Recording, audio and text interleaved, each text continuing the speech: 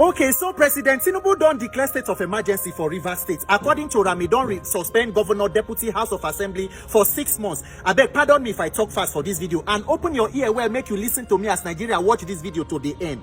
So with all the katakata where they go on for Rivers State, rather than to call the Minister for Tinubu Wike to order, the President rather put state of emergency. And the interesting comments from Nigerians, some people they talk, they say na the problem between father and son, godfather and godson. Say Fubara and the Wike na family matter, and that na Wike make Fubara governor. He not supposed to fit fighting godfather if for their patience and all that. And I say, wow, Nigerians, that is very interesting. No, so we as Nigerians, we not really get problem with godfatherism. Now who they involve na in matter, because we need to ask ourselves the question: that system where they say we they talk say person make person governor, share it they normal? Say now one person they make person governor, abina the people they vote for him. Say there is no problem with that kind of system. For example, like for America, Obama campaigned for former Vice President Biden. That one too become president. Say Obama go talk say now he make Biden president, or if support him and American people vote for him. Because make we also ask the question: the Wike too, before he become governor, how he take become governor? Before governor, he was minister for state education under Jonathan. How he become minister? Before he was governor of a chairman of Obiakpo local government, chief of staff to Amechi. Wetin he been they do? When one person can't get power, so when he they come out as governor, now him buy form for everybody will contest for Rivers State for PDP. Now wow. So as he be now, so even if true Fubara have offended Oga just 1 month into office, so it also empowers the president to be able to suspend the democratic governor without first recourse to the National Assembly. Nigeria, you know, say now God go help us. Governor Fubara na God go help him whatever been decision going forward, because you know if you decide to go through judiciary, Nigeria no get judiciary. What we have is the legal department of any government in power, because if you start for high courts, you go end for Supreme Court, and you know half our Supreme Court with the runner. See, Nigerians, listen to me, make I tell you something. All this talk where we they talk, so we know they pay attention to the main thing. Nigeria is in crisis. Nigeria is in serious trouble. There is a deliberate attempt to convert the entire country to a one-party state where there is no meaningful opposition. If you they look for clear example, look at Lagos State. If you import Lagos templates to the center, Nigeria is done for. Where the entire democratic institutions and states is controlled by one person or one group of persons. That die where everybody they fear to die, we go later see that, because Nigeria, this world, nobody go live them alive, and we are ready to now live as slaves in our own country. Nigerians, we know they pay attention to the main thing, which is INEC. If not for the criminal INEC, ask yourself the question: why one person go boast saying na me make person governor? Not be people they vote for person. The window to have electoral reform done they close. 2026 campaign, 2027 election. Nobody they pay attention to the names say president they send to National Assembly to confirm them as INEC electoral commissioners across the 36 states. All this one are distraction. So there will be no meaningful opposition. What you will have is democratic monarchy. They don't already succeed. With PDP and Labour, with any meaningful opposition, nothing is there, has been hijacked. Once they move from there, you go see all politicians, they defect to APC. Imagine a country, a democracy without opposition. You can call it another name. As they finish with the parties, they go to the voting blocks, which are the states. Rivers, which is the economically viable state for opposition and also voting bloc, is in crisis. If you go Kano, where NMPP did, they get APC emir, they get governor's emir, with other political crises will go on. The more you look, the less you see. Now, Fubara, no be Fubara. What Nigeria is suffering today is the ghost of the Buhari presidency. Buhari is the mistake that should never have been made. Allowing that tragedy and travesty to continue in 2023 was a grave mistake. Nigerians must find wisdom and courage to undo the damage that has already been done. The same President Tinubu, where they declared state of emergency 2014, 2013 under Jonathan.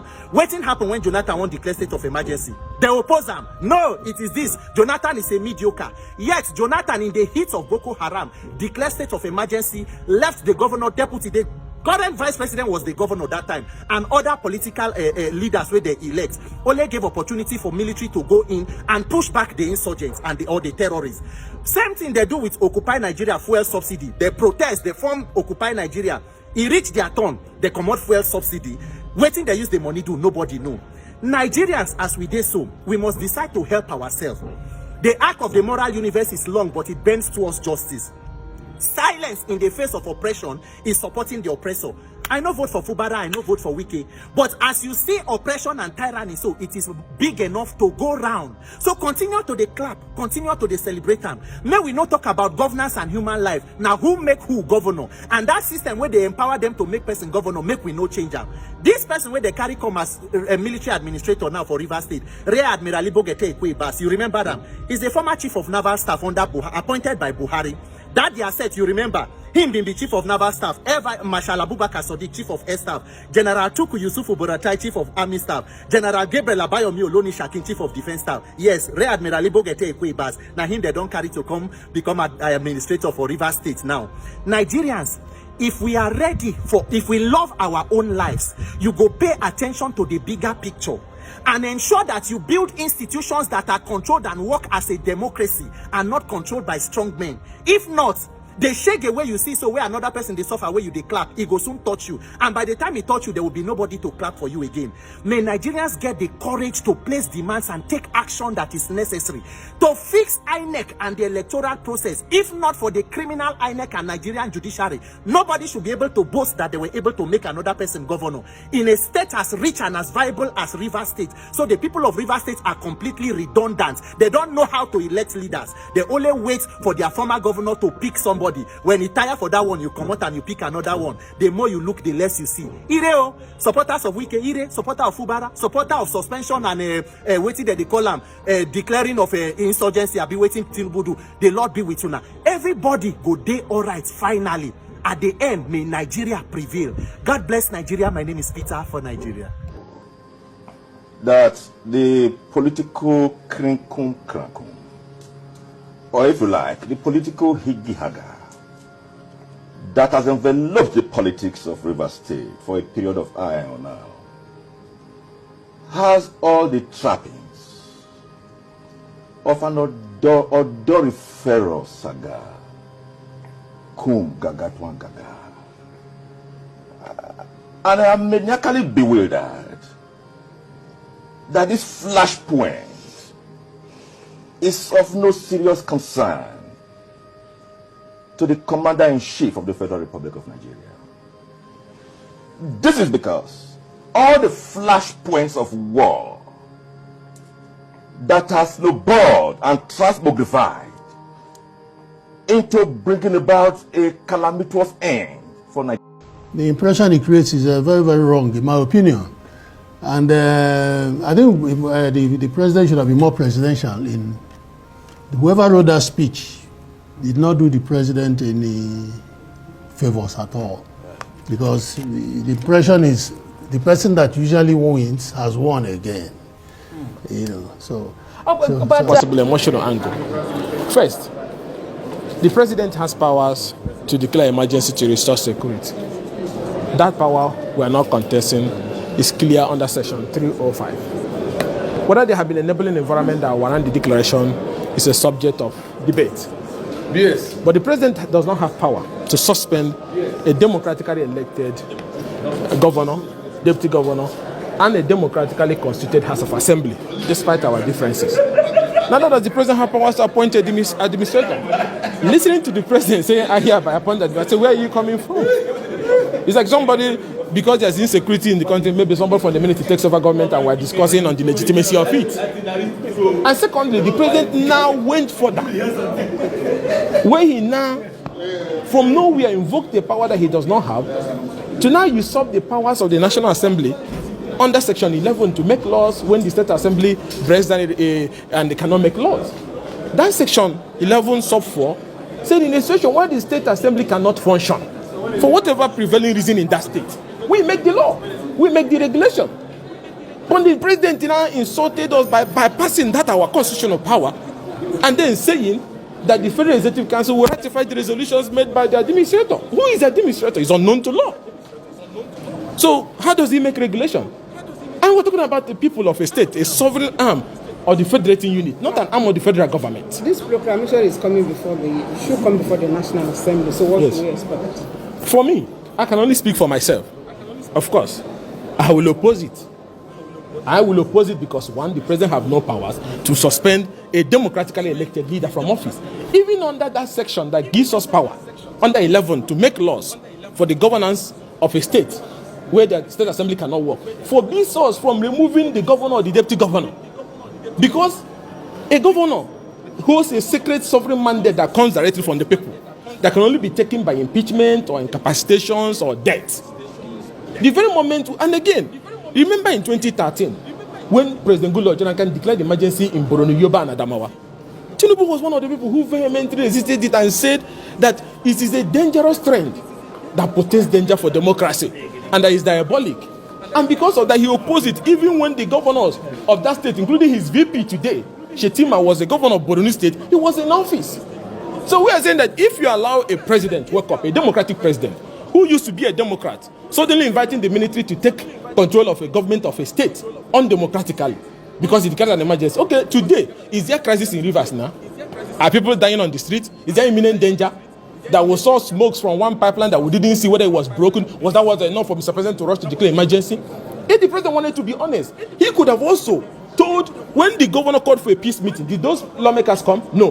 When he went to present budget, did they open the gate? No. When he even wrote them for presentation today, did they open the gate? No.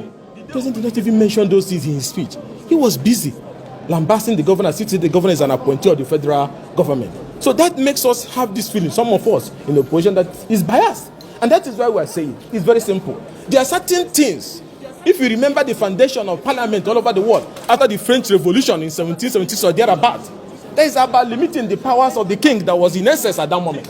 That if that indeed is the power today, then there are some things we need to separate the issue. Section 305, powers of the president to declare emergency, not in that. But the president have no powers to suspend a democratically elected governor and deputy governor, and does not also have power to suspend a constitutional House of Assembly. I may not like that House of Assembly, but the president have no power to suspend them. And then the president does not have power to appoint a sole administrator. Neither does he have power to say that a democratically elected leader should be out of office for 6 months. Why 6 months? Is there war in that place? Is there bombing now going on now? There was nothing that warranted it. Of course, he should head to court. I'm not going to speak for him. But some of us believe that it should not only be tested in court, and it should also be resisted.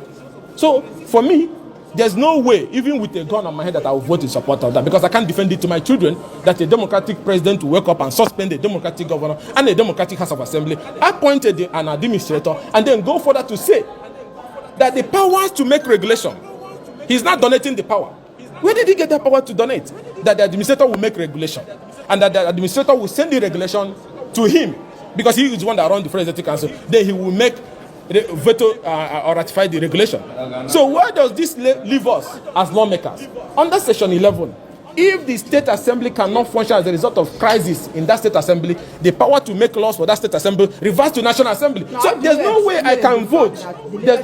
There's no way I can vote that my power as a lawmaker to make regulation when the State Assembly of a state is not functioning should be donated to the Federal Executive Council. So the president suspends a sitting governor in office, appoints an administrator, and then makes regulation for that state, and then oversights the administrator, and then National Assembly goes to sleep. I don't think I will vote for that. And that's why I'm speaking for myself, that I'm not going to vote for that. And I believe that any lover of democracy and constitutional governance would definitely not vote in support of that. This, yes, might offer peace, an opportunity for peace.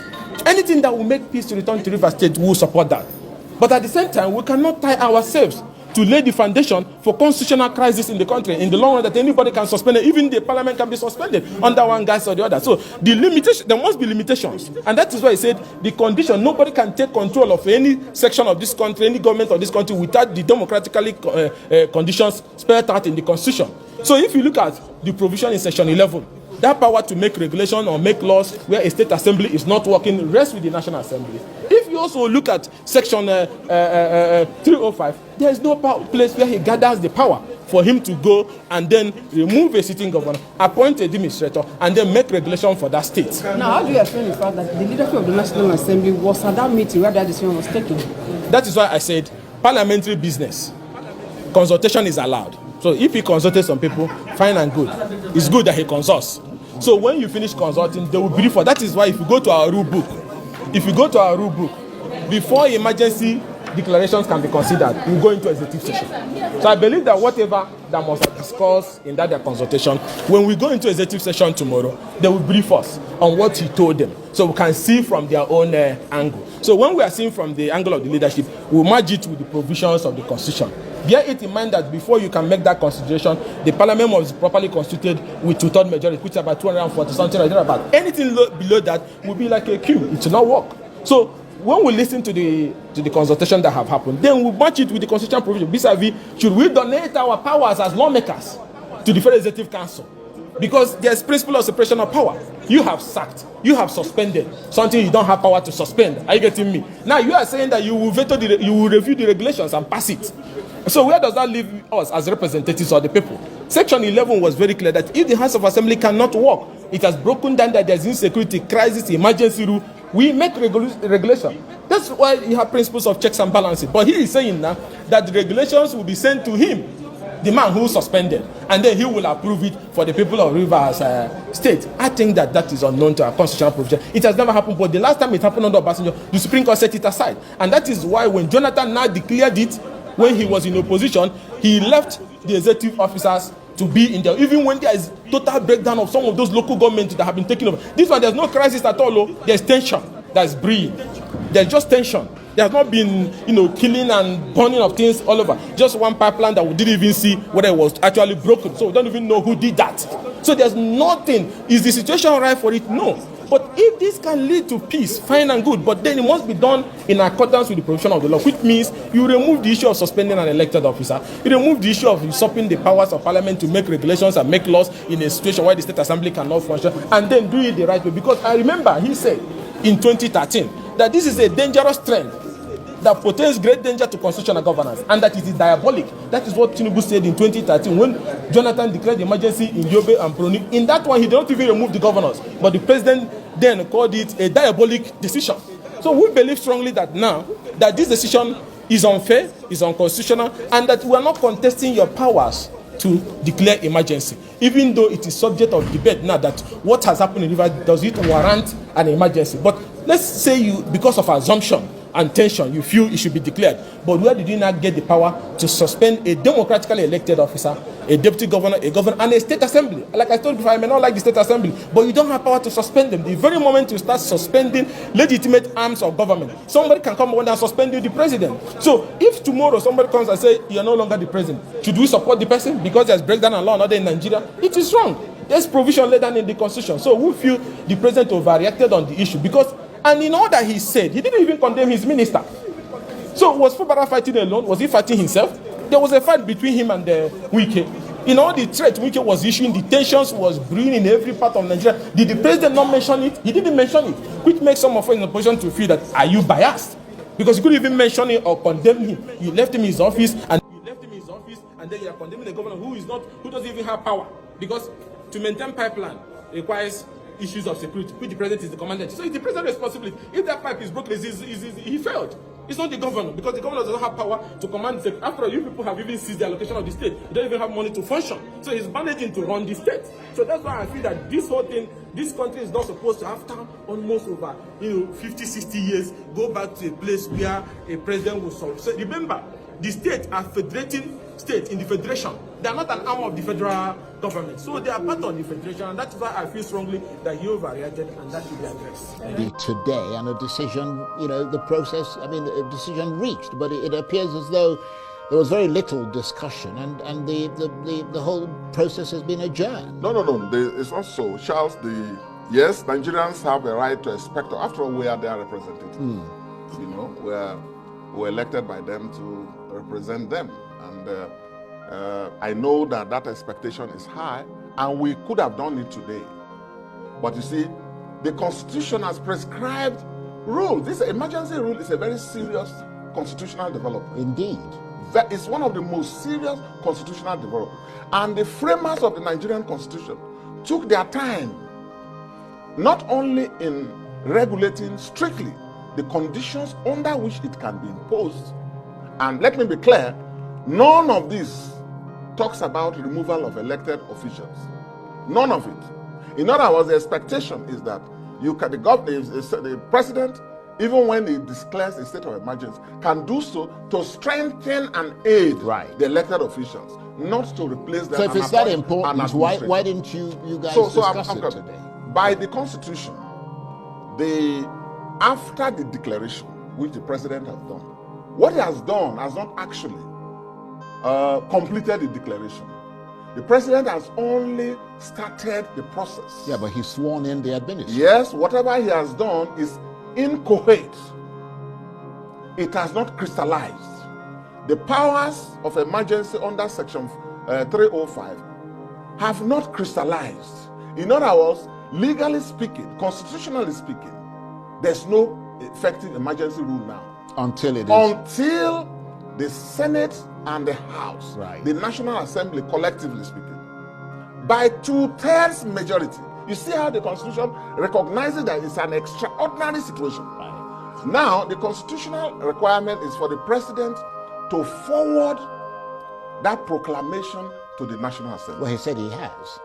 And it has to be gazetted and sent. He said he has. Now, when they receive, the Speaker and the Senate President, as they normally do every morning, they will read communications from the executive. That has to be presented. Right. Once that is presented, then the process of the National Assembly's participation in this emergency rule process has kicked in. Well, For now, right. today we expected it. I was there. A lot of members were there. And we all have our views. There may be some who are in support, but I can tell you it will be a difficult thing to get it passed. And let me tell you, the Constitution says 2/3 majority. In other words, of the total number, not of the people who are present. Right. And there are some of us who, because we take this seriously, it's an ideological issue. It's not just personal. It's not because of Sim Fubara. It's not because of Amehule. It's not because it's an APC government doing it. No. It is for some of us ideological. It has to be a matter of protecting the sovereignty of the peoples of Rivers State and then the democratic rights within our constitution. Would you be surprised if the Senate passes that I'll be very surprised.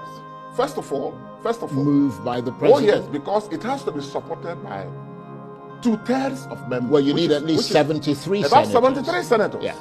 Not only will you have 73 senators in attendance, it means that of the members who are present, you understand? 73 must vote in support. The same number that can enthrone the leadership of the 2/3. In the case of the House of Reps, 240 members. In the case of the Nigerian Senate, where I'm a member, 73 of us will have to agree. Okay? And some of us, as I've said, for ideological consistency, in defense of the democracy of our country, in defense of the Constitution, in defense of the sovereignty of the peoples of Rivers State, we are ideologically opposed to it. Right. This is, of course,